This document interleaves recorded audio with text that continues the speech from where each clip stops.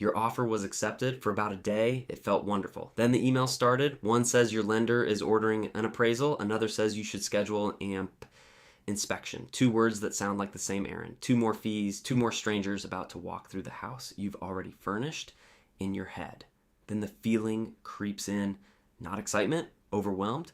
Two checks, two costs, and nobody has explained why you need both. Here's the part that changes everything. These aren't two versions of the same thing. They answer two completely different questions. The appraisal asks, is this house worth what you agreed to pay? The inspection asks, what kind of shape is it actually in? One protects the loan, the other protects you. Think of them as two quiet guardians standing at the door before you sign. Let's walk through it calmly from the beginning. Start with the appraisal. Once you're under contract, your lender arranges one. An appraiser, someone independent with no stake in the sale, visits the home and writes up an opinion of how much it's worth, comparing it to similar homes nearby. The lender wants this because they're about to hand over a large amount of money and they need to know the house is really worth it. Often, you're the one who pays for it, but the lender is the one it reassures. And here's why it matters to you too. If the appraisal comes back lower than the price you agreed to, that isn't a disaster. It's leverage. The Consumer Financial Protection Bureau is direct about this. A low appraisal is strong evidence the price was above the home's real value. You can often use it to negotiate the price down. And if the seller won't budge, you may decide to walk away. Buying a home for more than it's worth is a risk worth pausing on. Now the inspection.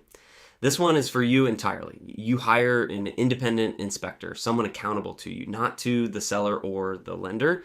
They go through the house looking at its condition, not its price, its bones, the roof, the wiring, the plumbing, the things you can't see in a listing photo. Schedule it as soon as your offer is accepted because time matters here, because this is where your protection lives. The CFPB puts it plainly, don't buy a home without having it thoroughly inspected. Inspections are for your protection.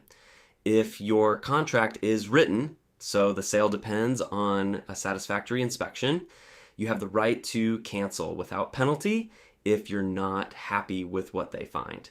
And if the house needs work, that's something you bring back to the seller who either makes the repairs or pays for them. So, the appraisal is about value. The inspection is about condition.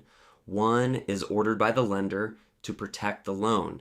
The other is hired by you to protect you. Different people, different questions. And yes, usually two separate fees, but you generally need both. And a surprise on either one isn't a failure. It's information early enough that you can still use it. And here's the thing to remember. Both of these happen before you're truly committed, and that's the gift. They exist, so the biggest purchase of your life doesn't rest on a hope.